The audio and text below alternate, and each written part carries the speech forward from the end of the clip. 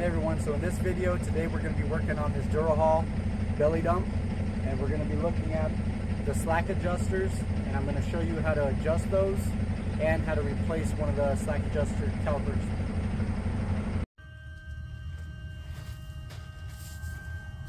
Alright, we're up here underneath this belly dump, and you can see we have our slack adjusters here. In order to adjust these slack adjusters, you have to pull this little rubber cap off. You can get a screwdriver or something. They do make a little pry tool, and you pull this pin out. That unlocks your adjustment nut that's down here. All right. Now on these ones, they're a 5/16 square. So the best thing to do is to get a 5/16 socket bit. All right, that's square, and that will fit right on there. Now this one isn't going on because one, somebody stripped this out, and two, when I've tried to adjust this, even pulling this out, I cannot get it to move. Whoever had this trailer never greased it, probably never even adjusted these before, which is a huge DOT violation. All right, so what I'm gonna have to do on this video is I'm gonna be removing this slack adjuster and putting a brand new one on, and then adjusting it.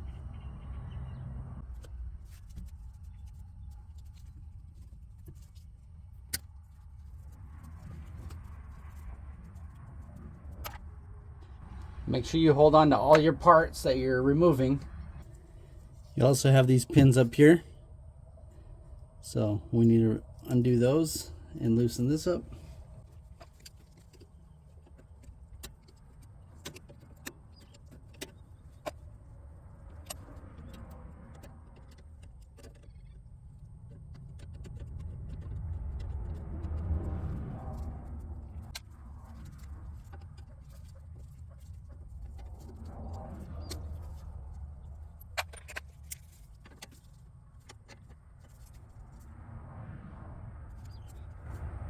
And we do want to release the air brake so the spring brake is engaged on this. It'll push this forward.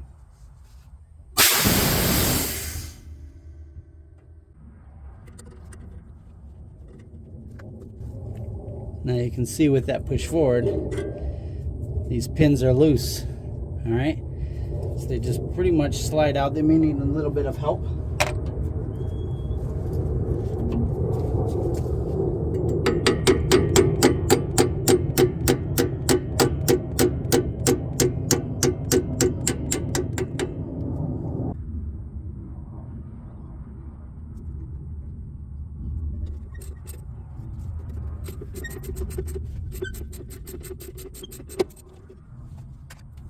So I just put a 9/16 socket on here and just worked it out, applying pressure as I was turning this to get it undone.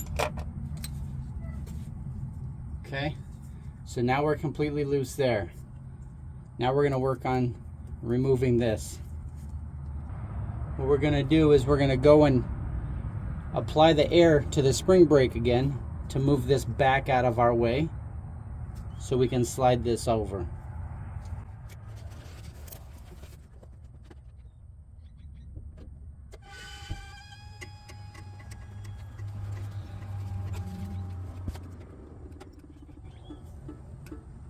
All right, you can see that moving back. It's still applying the air, so it's still moving back. Just enough to get that out of our way. So what I want to do, pull it out a little bit, and then we're just going to move it off. Carefully, try not to twist it.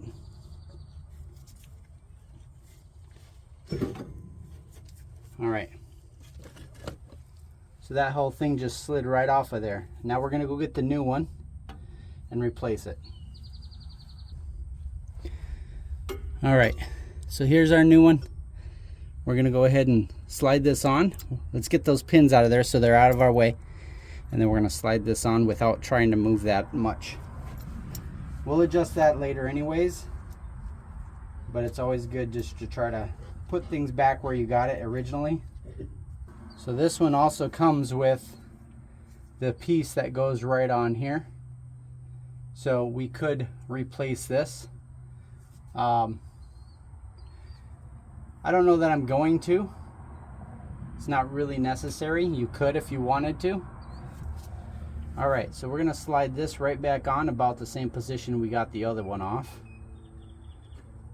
Well, it twisted, but that's okay. We're gonna adjust it anyways. So we're gonna slide that on. Okay. Now we're gonna come back over to this side. All right, now we're gonna put our washer back on.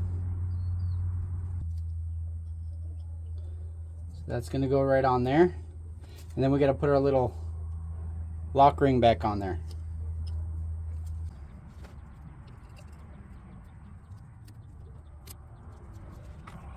All right, once you've seated that lock ring back on there, make sure it is on all the way. We're gonna go back to the other side now.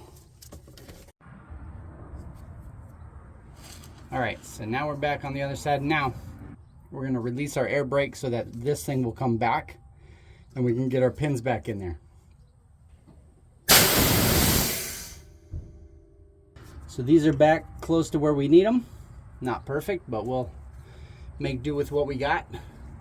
If you do need to do some fine adjusting, there's the screw, the bolt, that is part of your brake chamber that you can put in the back and screw it in, and that will manually slowly move this back or forward. All right.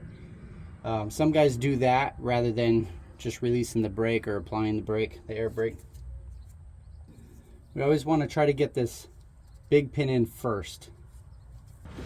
Line it up best we can. Get it started.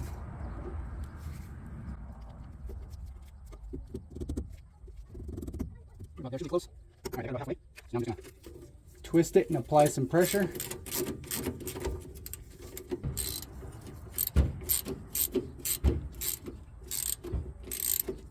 All right, we got that most of the way. We're just gonna tap it in the rest of the way. Okay, let's get our pin in. You put your washer on, and we're gonna get our pin in there to lock everything in place. Okay, that's locked there. Now we can get our small pin in.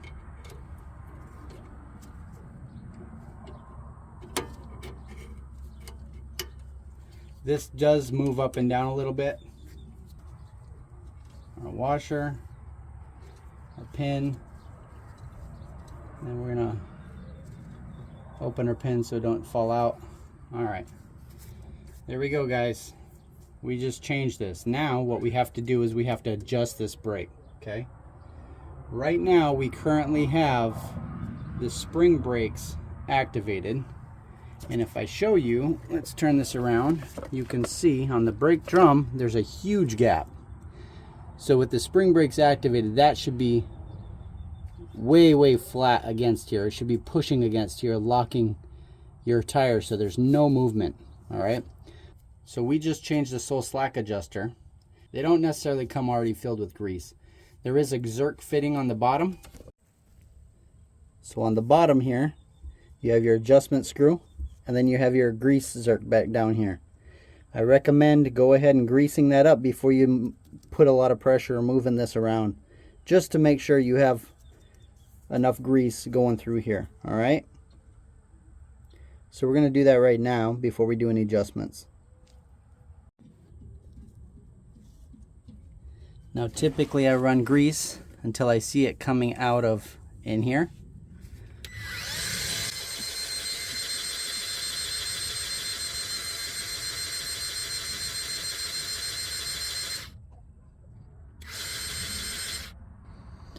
All right, I'm gonna stop greasing and show you guys what we're seeing. So when you grease a new one, you'll notice right here, this is getting full of grease, and that's fine. All right, old ones, as we can see here on this other one, It is completely destroyed.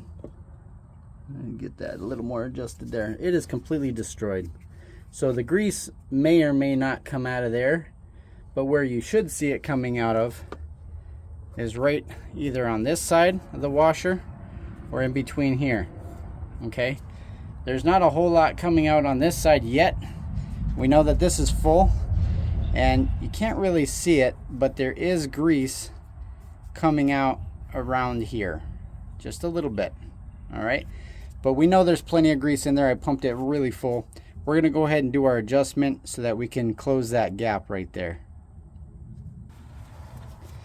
Because we have such a big gap right there, when this is just spring brake applied, I don't want to release the air, which will cause this to open up, and that to open it even more, you could cause your S-cam to get messed up on the inside. So instead, what we're gonna do is we're gonna close that as far as we can now, then we'll open, apply the air, and we'll see how much more we need to adjust it. We're gonna pop off the yellow cap. We can see our grease was even coming through here.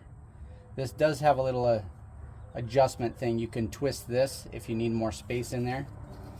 You could use just a needle nose, get up in there. That opens it up, allows you to adjust it, or you could use a flathead screwdriver or whatever you need to. All right, here I'm gonna use my square 5/16 on the adjustment screw on the bottom.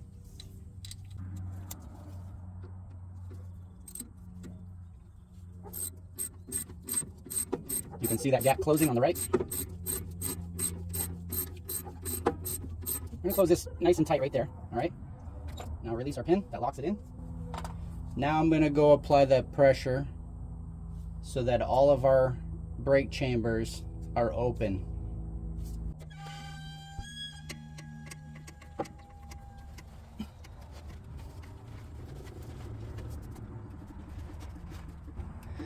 All right, you never want to adjust your brakes without applying the air. And that sounds like common sense, but there's a lot of guys that'll do that, and you don't ever get a good adjustment. It messes things up. So wait for this to completely be retracted.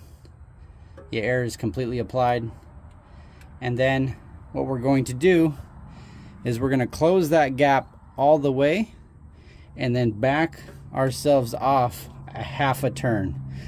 Some guys will do a quarter turn. I like to do a half, but it really is important that you watch how much gap you have there.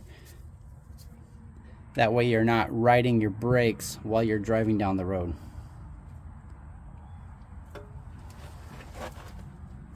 Got some extra grease here.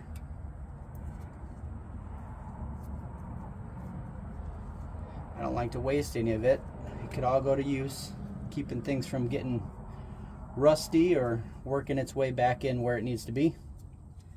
All right, I need a little more space to get under there, so I'm just gonna bring this out a little bit. That gives me a little more gap here.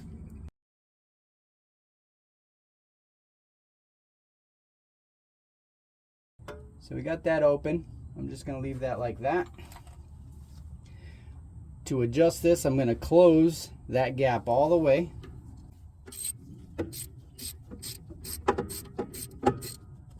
All right, that's nice and snug. Now, I'm going to back it off a half a turn.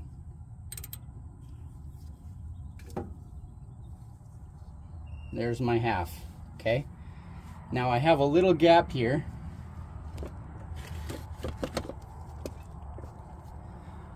I have a little gap here, so I'm not riding on the disc brake while I'm driving. So you could do that quarter turn to half a turn, somewhere in that range.